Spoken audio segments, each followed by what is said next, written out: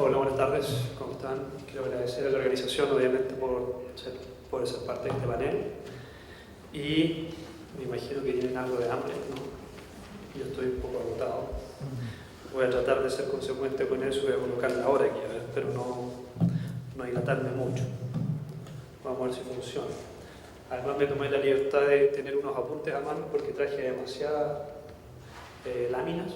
Así que voy a tratar de saltarme algunas de ellas, pero no perder el contenido, que va a estar eventualmente igual disponible al final del periodo.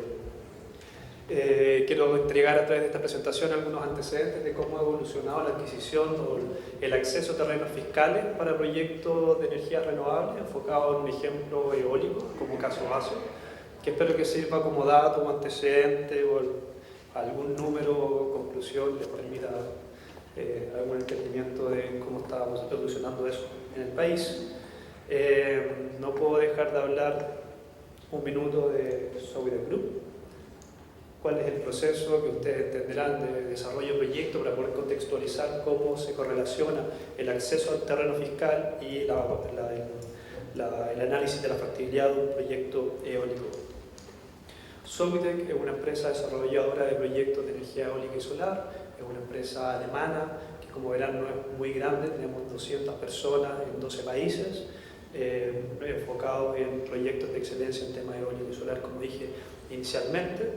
El enfoque a partir del año 2004-2006 fue expandirse fuera de Alemania, donde Latinoamérica tomó un rol importante como país emergente en la necesidad de nuevos proyectos, y aquí hay una pequeña idea de los proyectos que se han desarrollado y que están en construcción o construidos y operando, que han nacido de la cartera de Sowide como referencia.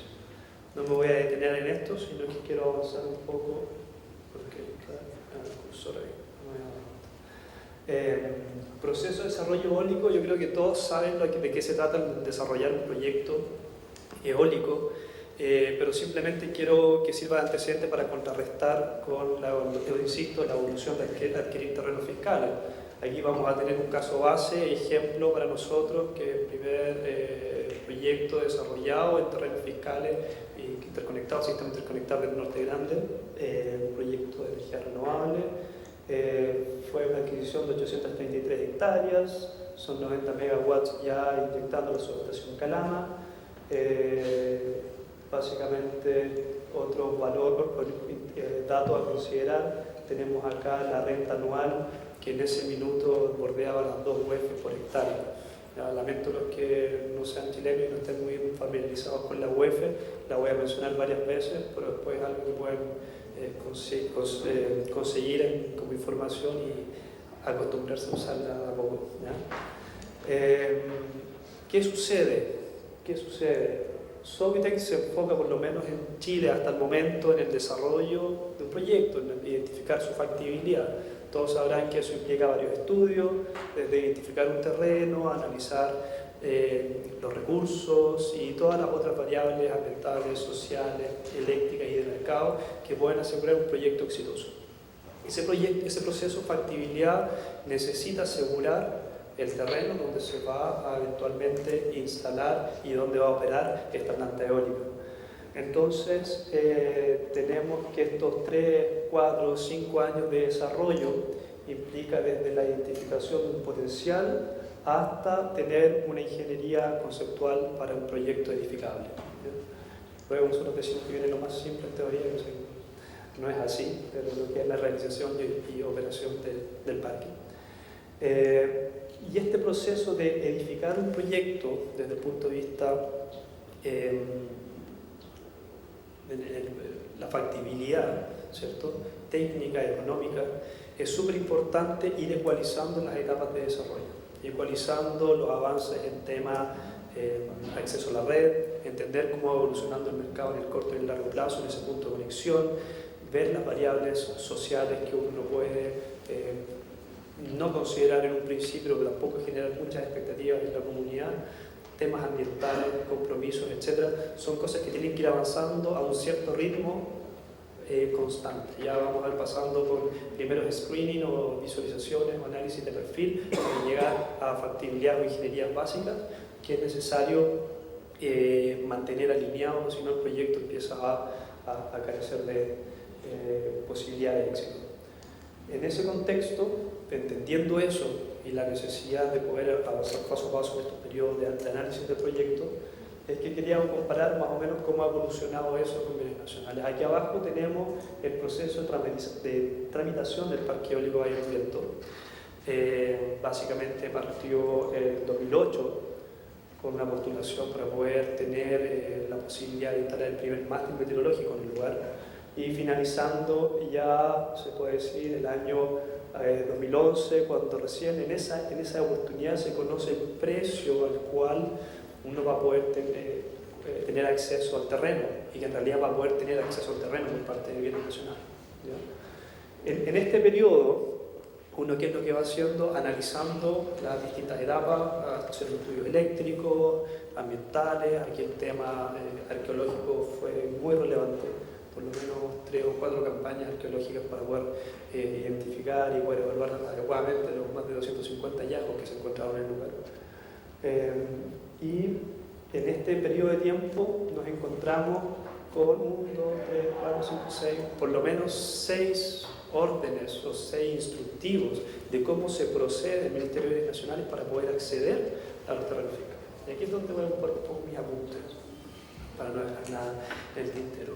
Pero partimos este proceso con el ordinario 5, la ordenanza 151, esa 1511, donde se consideraba que el área para poder hacer los estudios era un área de arriendo, ¿ya? Y que después eventualmente se podía adquirir el terreno completo para el desarrollo del proyecto, ¿ya? Todavía no estaba claro si es que era a través de una concesión de uso oneroso, que es lo que se escribe ahí como cubo, o una venta del terreno. O sea, en una etapa temprana uno no tenía, en buen chileno, la más mínima idea de cuánto iba a costar acceder al terreno. Luego empezaron las modificaciones a partir del año 2010 con la ordenanza 172 y la ordenanza 880, que tuvieron un desfase de 1 o 2 meses. Pero una gran diferencia del 172 es que introdujo unas zonas de reserva por el Ministerio de Bienes Nacionales, donde impedía el desarrollo de proyectos energéticos, especialmente eólicos, porque eran zonas muy buenas, de cierta manera, ¿no? Eran muy buenas, muy ricas en recursos, y ellos querían administrarlas de mejor manera y así promover el desarrollo de proyectos en esa zona a través de licitaciones gatilladas por el Ministerio de Bienes Nacionales en conjunto con el Ministerio de Energía. Se habló ya de que se podían solicitar permisos de ocupación, ¿ya?, para la prospección del recurso, y este sistema se conoció, no se explicó cómo era este sistema de licitaciones para obtener concesiones de uso oneroso en la zona de reserva, ¿ya? Puedo decir que hay varios proyectos que ya estaban en trámite dentro de las que fueron consideradas zonas de reserva dentro del territorio nacional, que tuvieron que ser descartadas al no haber pasado a veces 1 año, 2 años esperando respuesta del Ministerio con respecto a sus estados de avance. Fueron declaradas zonas de reserva y esos proyectos tuvieron que quedar desiertos, un desincentivo por parte de los desarrolladores. Se habló de que esas zonas de reserva o las nuevas licitaciones iban a considerar el mérito del proyecto, del desarrollo del proyecto, para poder rankearlo como oferente. Básicamente eso es un concepto que va en esa ordenanza, pasando ya 1 o 2 meses después al 880, que empezó a definir ya las reglas para acceder a esos terrenos y hablando específico de cómo tramitar proyectos eólicos y solares, ¿ya? Se habla de zonas de resguardo también, que en su minuto sonaron muy bien, que cuando uno postulaba a poder instalar un mástil meteorológico que ocupa no más de un área, de 1 hectárea, disculpe, uno podía reservar cuál es lo que uno visualizaba que iba a ocupar como proyecto completo, que un parque eólico puede ser, no sé, 1000, 2000 hectáreas, y uno sentía que tenía ahí cierta certeza de que no iba a llegar alguien a pelearse el lugar, que eso estaba sucediendo entre los desarrolladores de proyectos, todos viendo oportunidades y estábamos uno al lado del otro, ¿ya? Después se dieron cuenta que en realidad esa capacidad de reservar un área era imposible, no estaba dentro de la jurisprudencia de bienes nacionales, y que quedó descartado un tiempo. Y empezaron algunas restricciones con respecto a la densidad de generación mínima que uno tenía que tener por área utilizada en un proyecto eólico, lo cual a mí generó cierto ruido porque no consideraba la realidad del lugar. Fuera de las zonas de reserva de bienes nacionales se definió en esa época, estamos hablando entre el 2010, 2011, que cualquier proyecto que estuviera postulando a terrenos fiscales fuera de estas áreas de reserva también tenía que gatillar o desencadenar un proceso de licitación, ¿ya? Entonces ahí ya empezaron a desaparecer lo que eran las famosas concesiones de uso oneroso de asignación directa, y solamente se podía acceder a ellas a través de licitaciones gatilladas por un particular que identificaba un terreno, identificaba el potencial, quizás tenía su primera prefactibilidad del proyecto y se da cuenta que aquí vale la pena saber cuánto cuesta por lo menos y poder iniciar un proceso, y él tiene que iniciar una licitación pública en la cual cualquier empresa puede ofertar y quedarse con el terreno, aparte de las licitaciones gatilladas y iniciadas por el Ministerio en función de estas zonas de reserva que ellos habían considerado inicialmente. Eso pasó hasta el 2012, gracias a Dios nosotros alcanzamos a cerrar en la concesión de uso oneroso de Valle de los Vientos, insisto, por un inicio, una renta inicial de 2 UF por hectárea, lo cual hoy día sería ideal para muchos desarrolladores o propietarios de proyectos. Y ya a partir del 2013 esto vuelve a cambiar en 3 ordenanzas muy consecutivas, una tras la otra, que empieza a colocar otro tipo de consideraciones dentro del proceso de licitación. Sin embargo, me quería detener un poco en los procesos del 880, porque aquí ya empezaron a hacerse ciertas licitaciones por parte de bienes nacionales. Aquí hablo del 172 un poco, lo que ya mencioné, del 880, y a través del 880 se generó una primera licitación en diciembre del 2010, eólica, de 2 terrenos en Taltal y en Sierra Gorda, que tenían ciertas características límites que nos daban en torno al tamaño del proyecto, ¿cierto? Garantías que había que tener, sería la oferta de 5.000 UF, para tener una idea, y el cumplimiento de contrato, 5% de inversión. En este caso, solamente se adjudicó Taltal, si no me equivoco, 99 megas por 2.600 hectáreas, con una renta que a mí me gustaba mucho en ese tiempo. Teníamos una renta anual por periodo de construcción y una renta anual por periodo de operación del proyecto. Ya veo, estoy casi corto de tiempo. ¿Qué es lo que es interesante esto? Que rescata lo que uno entiende un desarrollo de proyecto. Uno invierte por lo menos 3, 4, 5 años en tener la factibilidad de tomar una decisión final de inversión, donde tener el terreno es antecedente necesario para poder ser evaluado dentro de la inversión en cualquier empresa. Después tenemos una licitación, una segunda etapa de licitación, un segundo periodo, parece que está en la última versión de la presentación. La segunda licitación, ya en enero del 2012, hay más requerimientos con respecto a boletas de garantía, ¿ya? Es decir, hay cierta cantidad de boletas de garantía que nos está obligando a tomar una decisión de inversión antes de tener la factibilidad del proyecto. O sea, uno adquiriendo cierta certeza y conociendo el valor del terreno, para poder incluirlo en un modelo económico, tengo que tomar esa decisión y comprometerme a largo plazo antes de tener la factibilidad completa. Se adjudica a Calama Oeste, a Mainstream, ya estamos hablando de valores de 21 UF por hectárea, Sierra Gorda, a Enel, mejoró su oferta a 4 UF por hectárea, y Sierra Gorda Oeste fue declarada desierta. Pasó una tercera licitación en Calama Norte. Muchos antecedentes en detalle no se conocen, no son públicos, independiente de que una licitación pública no encontramos esa información. Y pasamos a lo que está sucediendo actualmente con las ordenanzas 2, 3 y 6. ¿Qué sucede acá? Ya no es necesario tener información técnica del proyecto. Inicialmente pedían estudios dinámicos de cómo se va a comportar la red con este proyecto, estudios, líneas bases ambientales, etcétera, etcétera, y una evaluación, un flujo de caja por lo menos que demostrara que uno podía ser competitivo en el mercado eléctrico con ese proyecto. Ya al día de hoy no es necesario ninguno de estos análisis, lo único que importa es el valor que uno está ofreciendo por metro cuadrado, al que está accediendo de cierta manera, y hay algunas otras modificaciones que nosotros consideramos desde el punto de vista del desarrollo del proyecto y analizar su factibilidad en detalle como desincentivos a la hora de participar, tomando decisiones a 25 años sin una factibilidad en mano y con compromiso en boleta de garantía bastante alto, y gatillar una licitación donde uno tiene el esfuerzo de analizar, revisar, tener una prefactibilidad para que después cualquier persona o cualquier empresa pueda llegar y hacer una apuesta sin conocer cómo se comporta el mercado, es complejo. ¿Ya? No estoy diciendo que no se pueda abrir el mercado, pero también proteger de cierta manera a quien visualiza y quien elabora y quien levanta las oportunidades. Factores de adjudicación, básicamente cuánto estoy dispuesto a pagar si es que me arrepiento del proyecto, y cuánto estoy dispuesto a pagar por metro cuadrado del proyecto cuando lo esté utilizando. ¿Ya? Pasamos a incentivar el desarrollo de energías eólicas, a administrar terrenos, ¿cierto? Y poder sacarle provecho económicamente por parte del Estado. Esto corre, y estas condiciones funcionan hoy en día para las licitaciones que pueda gatillar el Estado o que pueda gatillar en particular cuando identifica una oportunidad. Los plazos hoy en día que se manejan son en torno a un año desde que uno comunica al Ministerio que tiene una oportunidad de proyecto que le gustaría continuar avanzando hasta que eso en realidad se licita y se adjudica. De todo lo que mencioné, un poco rápido, en mis 15 minutos, me quedan unos segundos por lo que veo, quiero llegar a algunos números.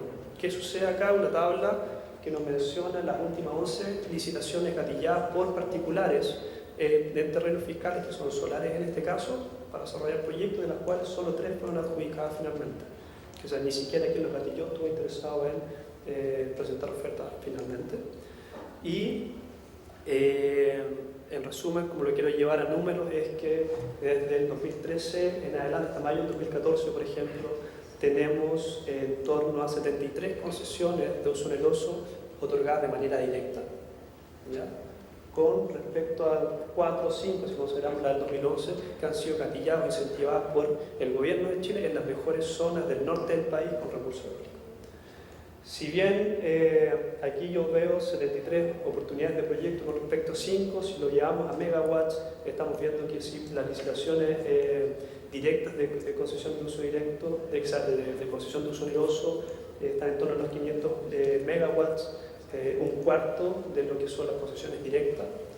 Aquí los números son mucho mayores, pero sí nos está diciendo de cierta manera que este incentivo por parte del gobierno de poder explotar de manera adecuada el recurso eólico del norte del país quizás no está dando los resultados esperados.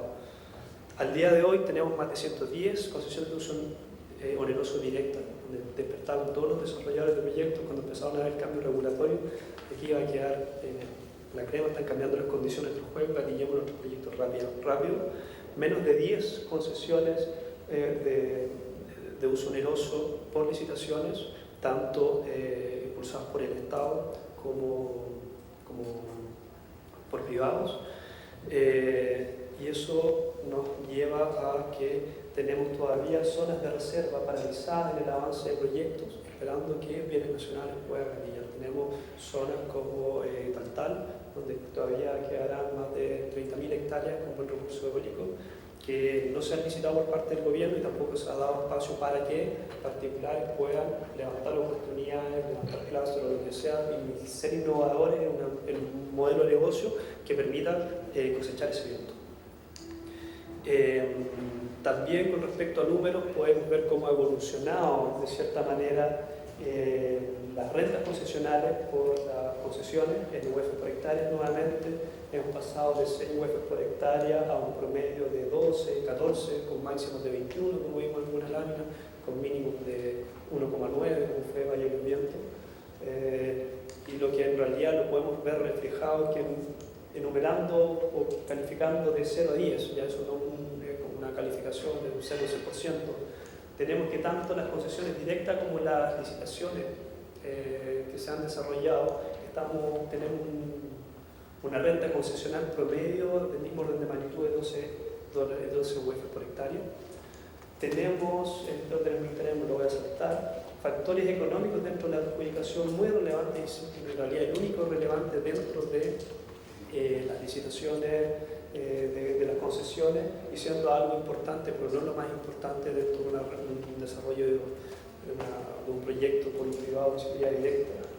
Tenemos que la experiencia de la empresa cuenta en la licitación, en los procesos directos, donde se hace un análisis, se identifica el terreno, se hacen los estudios, líneas básicas que nos permiten tener cierta claridad y poder enfatizar o no el desarrollo y priorizar proyectos dentro del país, de una cartera de proyectos dentro del país. Las mediciones del recurso fueron obligatorias en las primeras etapas o adjudicaciones de concesiones de uso oneroso, especialmente las directas. Hoy en día en las licitaciones del gobierno no son relevantes, no se considera como un tema relevante, no pueden presentarlas. Factores técnicos, colocamos ahí siendo dadivosos que hay cierta relevancia por parte de las licitaciones actuales del gobierno, pero no están consideradas. Adjudicaciones, tenemos 10 veces más adjudicaciones o proyectos funcionando con distintos actores en distintas partes del norte grande del país, con concesiones directas y obviamente las boletas de garantía que nos hacen comprometernos a largo plazo a un proyecto que todavía, o con las reglas de hoy día, no sabemos si es factible económicamente, genera ciertas barreras, implicando solamente la participación quizás de grandes actores que están dispuestos a asumir ciertos riesgos. No sé si llamar conclusiones, recomendaciones o en realidad palabras finales a esto. A mí lo que me interesa mencionar es que la adjudicación a través del mero indicador económico, como lo está haciendo hoy en día bienes nacionales, no asegura incentivar un desarrollo energético confiable, sustentable, inclusivo y de precios razonables, que es lo que busca el gobierno. ¿Ya? Aquí necesitamos también considerar otras variables para que los proyectos sean exitosos, necesitamos considerar aspectos sociales, sumamente relevantes, ambientales y técnicos.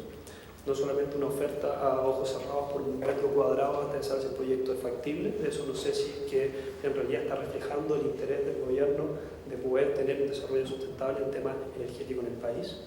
Y obviamente, ¿qué es lo que recomendamos al gobierno? Yo veo que no hay nadie acá, pero sí lo dejo como idea, que hay zonas todavía bajo reserva, hay zonas todavía que no se han podido explotar desde el punto de vista eólico y solar en el norte del país.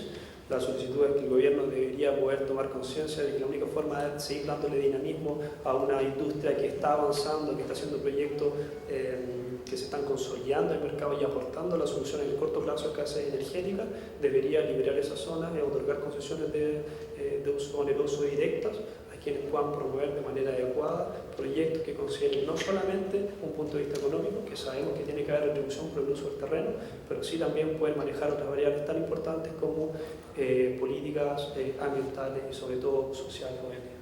Eso quería comentar hoy día, me pasé mucho de mi tiempo, pero muchas gracias por su atención.